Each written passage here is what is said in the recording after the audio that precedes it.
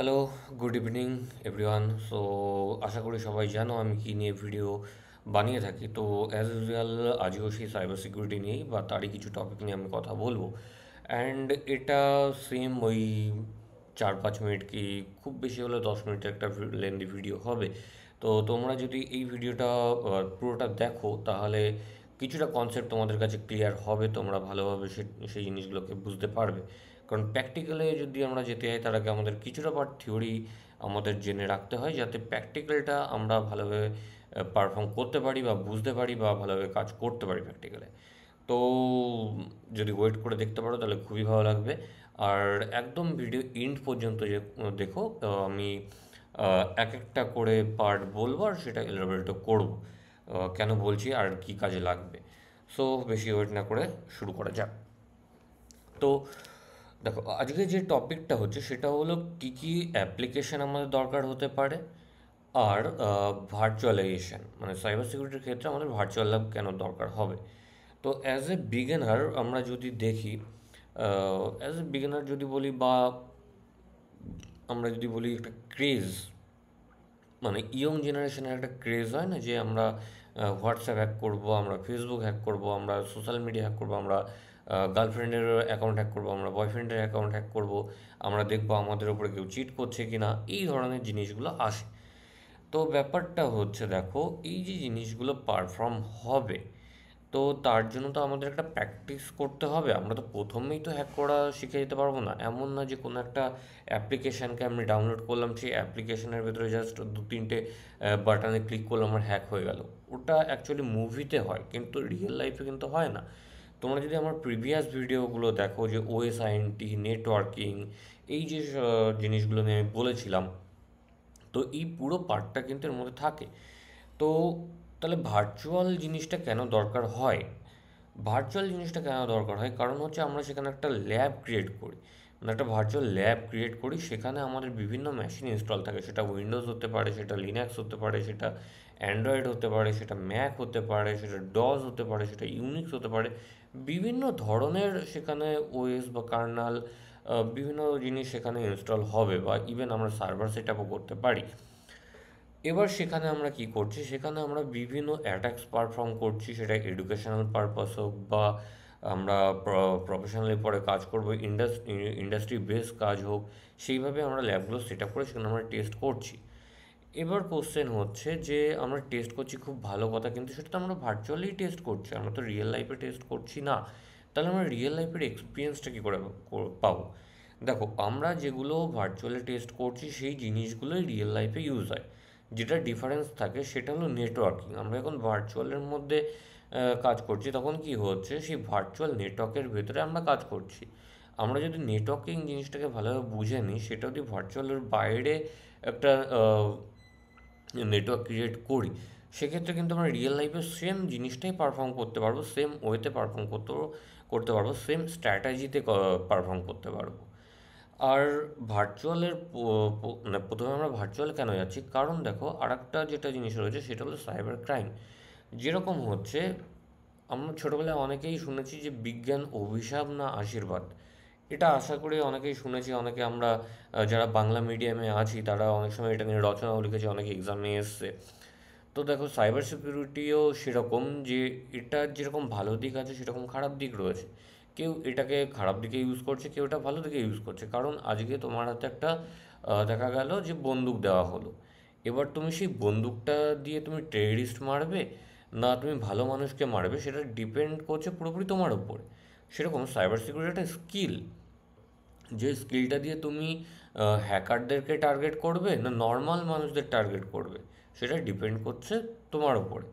তো সেরকম তুমি যদি দেখা গেল যে তোমার সেরকম একটা স্কিল নেই, কিন্তু তুমি টুকটাক কিছু একটা জানো, তো সেক্ষেত্রে কী হচ্ছে, কারো একটা সার্ভারের মধ্যে দেখা গেলো যে তুমি এন্ট্রি করে গেলে, বা কারো একটা পার্সোনাল ডেটাবেসে এন্ট্রি করে গেলে, তারপরে কিছু বুঝতে পারলে না, সেখান থেকে ডেটাগুলোকে ডিলিট করে দিলে বা ডাউনলোড করে নিলে।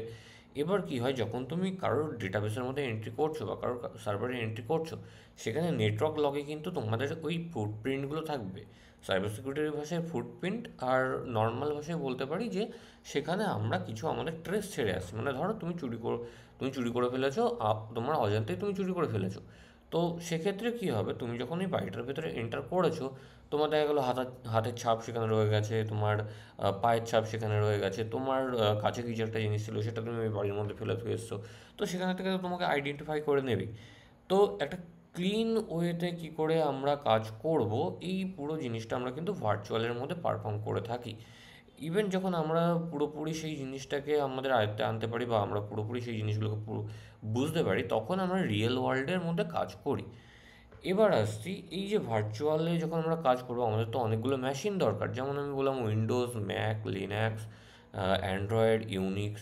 তো আমাদের কাছে তো অনেকগুলো মেশিন নেই, আমাদের কাছে একটা ফোন থাকবে আর একটা ল্যাপটপ থাকবে, তার থেকে বেশি আমরা তো অ্যাফোর্ড করতে পারছি না, কারণ আমাদের অনেক বড় ল্যাব নেই, আমাদের 10-12টা মেশিন নেই। ইভেন যদি মেশিন সেখানে থেকেও থাকে, আমরা যদি কোনো একটা অ্যাটাক পারফর্ম করি, বাই চান্স মেশিনটার উপরে কোনো কিছু, যেমন ডিডস অ্যাটাক, সেক্ষেত্রে কিন্তু হার্ডওয়্যারের উপরে খুব হার্মফুল হয়।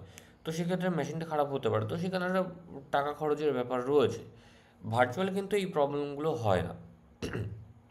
তাহলে আমরা একটা ভার্চুয়াল ল্যাব আমরা কি করে ক্রিয়েট করব ফ্রিতে, যেখানে এই সব মেশিনগুলো ইনস্টল থাকবে। অলরেডি তো আমাদের কাছে অ্যান্ড্রয়েড রয়েছে, তাও আমরা অ্যান্ড্রয়েড ইনস্টল করতে পারি ভার্চুয়ালের মধ্যে।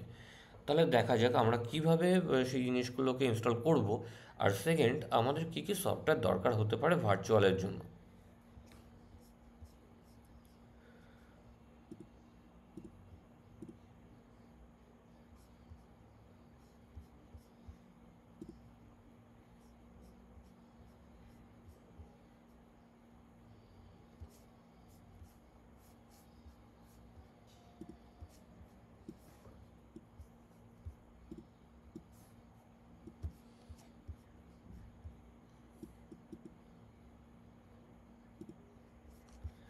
আচ্ছা, আশা করি স্ক্রিনটা তোমরা দেখতে পাচ্ছ।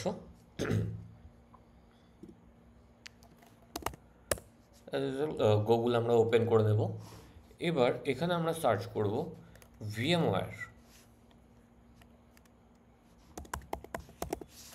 Workstation pro. এটার যদি আমরা ইমেজে চলে যাই, তো এটা হলো ওয়ার্কস্টেশন প্রোর যে ইমেজটা দেখতে পাচ্ছ, এটা হচ্ছে ওয়ার্কস্টেশন প্রো। তো এটাকে আমরা যদি ইনস্টল করি, এই ওয়ার্কস্টেশন প্রোর ভেতরে আমরা বিভিন্ন মেশিনকে ইনস্টল করতে পারবো। এটা উইন্ডোজ অ্যান্ড লিনাক্সের জন্য আমরা ফ্রিতে ইউজ করতে পারবো। আর যারা ম্যাক ইউজার রয়েছে, ম্যাকের জন্য ইউটিএম, এই যে ইউটিএম, মিনিমাইজ করে দিই স্ক্রিনটাকে। আচ্ছা, ইউটিএমটা অ্যাপ স্টোর থেকে করবে না, তাহলে ওখানে সামান্য কিছু চার্জেস করে।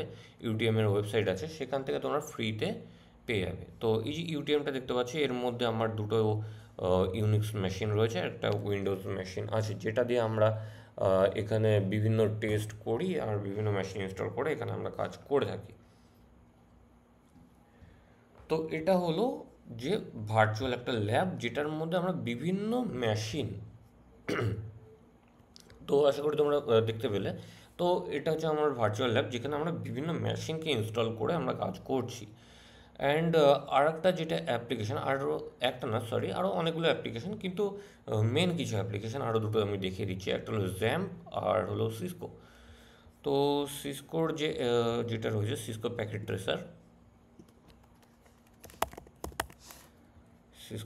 ট্রেসার, তো এটা হচ্ছে ইন্টারফেসটা রয়েছে সিসকো।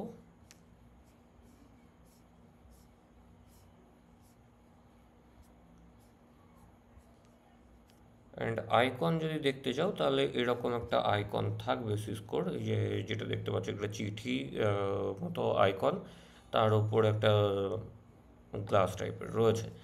অ্যান্ড এবার এই যে অ্যাপ্লিকেশানগুলো পেইড না ফ্রি, এই অ্যাপ্লিকেশানগুলো পুরোপুরি ফ্রি। যখন তোমরা কাজ করবে, যদি সিসকো প্যাকেট ট্রেসারে যাও, যে প্রথমেই রয়েছে এই যে ওয়েবসাইটটা, এখানে চলে যাবে সিসকো প্যাকেট ট্রেসার 8.2.2। তোমরা যে মেশিনে ইনস্টল করবে সেই হিসাবে তোমরা ডাউনলোড করে নিতে পারবে। যেমন যদি উইন্ডোজ হয়, তাহলে দেখে নিতে হবে যেটা উইন্ডোজের জন্য আছে কিনা, তাহলে উইন্ডোজ। যদি লিনাক্স হয় তাহলে লিনাক্স, যদি ম্যাক হয় তাহলে ম্যাক। এবার ম্যাকের মধ্যে আবার ভাগ চলে আসে যে সিলিকন বেস না ইন্টেল বেস, তখন সেটা চেক করে নিতে হবে। সেম প্রসেস রয়েছে যে ভিএমওয়্যার যেটা দেখালাম।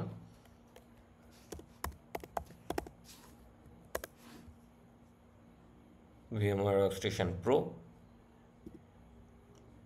তো এটা প্রথমে অ্যাভেলেবেল ছিল, ওপেন করা ছিল, এখন যাই হোক একটা ওয়েবসাইট আছে তার থ্রু সেটা আমাকে ডাউনলোড করে থাকি। তো সেই ওয়েবসাইটের মধ্যে লগ ইন করতে হবে, তারপরে আমরা সেখান থেকে ফ্রিতেই ডাউনলোড করতে পারবো, কিন্তু তার আগে রেজিস্টার করে সেখানে লগ ইন করতে হবে। এই যে ওয়েবসাইটটা, এর মধ্যে রেজিস্টার করে লগ ইন করতে হবে, তারপরে আমরা ফ্রিতে এটাকে পেয়ে যাবো।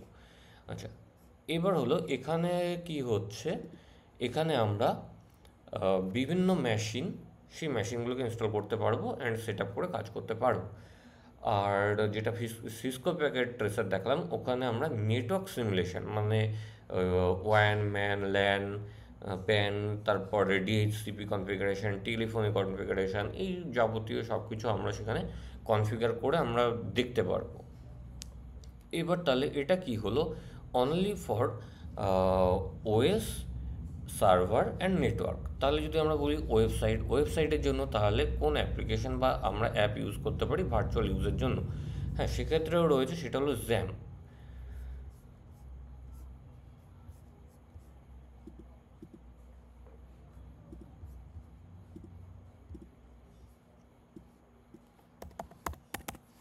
জ্যাম, তো জ্যাম্পের যে মেন ওয়েবসাইট, এটাও আমরা ফ্রিতে ইনস্টল করে আমরা কাজ করতে পারবো। তো যদি উইন্ডোজ হয়, উইন্ডোজের এটাতে ক্লিক করবে, উইন্ডোজেরটা ডাউনলোড হবে। যদি লিনাক্স হয় তাহলে লিনাক্সের জন্য ডাউনলোড করতে পারবে। যদি ম্যাক হয় তাহলে ম্যাকের জন্য তোমরা ডাউনলোড করতে পারবে। তিনটে ওএসের ক্ষেত্রে এটা অ্যাভেলেবেল আছে। শুধু এটা না, যতগুলো দেখলাম সবই এখানে অ্যাভেলেবেল রয়েছে। তাহলে আশা করি সবাই বুঝতে পেরেছো যে ভার্চুয়াল ল্যাবটা কেন আমাদের ক্রিয়েট করা দরকার আর ভার্চুয়ালি আমরা কেন কাজ করব। এরপরে আমরা যখন ভার্চুয়ালি পুরোপুরি আমাদের কাছে সব কনসেপ্ট ক্লিয়ার হয়ে যাবে, তারপরে আমরা রিয়েল লাইফে সেটা আমরা কাজে লাগাতে পারবো। অ্যান্ড এটা যদি প্র্যাকটিক্যালি তোমরা দেখতে যাও কী করে ইনস্টল করতে হবে, কী করে সেগুলোকে আমরা ইউজ করব, সেটা তোমরা কমেন্টে জানাতে পারো। অ্যান্ড এই যে ভিডিওটা দেখে তোমরা কতটা কি বুঝতে পারলে সেটাও কমেন্টে জানাতে পারো। অ্যান্ড অবশ্যই ভালো লেগে থাকলে তোমাদের যারা বন্ধুরা রয়েছে তাদের সাথে শেয়ার করতে পারো, যারা সাইবার সিকিউরিটি রিলেটেড এক্সাইটেড আছে অ্যান্ড এটা নিয়ে শিখতে চায়। কারণ সাইবার, যদি আমরা ফিউচার টেকনোলজি দেখি, তার মধ্যে কিছু পার্টিকুলার টেকনোলজি রয়েছে যারা ফিউচারে বলতে গেলে মানে টেকনোলজি ওয়ার্ল্ডের মধ্যে রাজ করবে, আমরা যেটা বলে থাকি।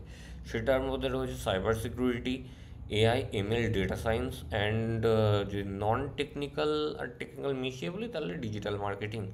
তো এইগুলো হচ্ছে আমাদের ফিউচার টেকনোলজি পুরোপুরি। তো আর এগুলোকে সিকিউর করার জন্য অবশ্যই সাইবার সিকিউরিটির দরকার হবে। Cyber security all time AI dependent থাকবে না, কারণ এআইকে ব্রেক করার জন্য কেউ না কেউ বসে থাকবেই, আর সেই এআইটাকে প্রোটেক্ট করার জন্য কেউ না কেউ বসে থাকবে। তো সাইবার সিকিউরিটি একটা ফিউচার টেকনোলজি আমরা বলতে পারি।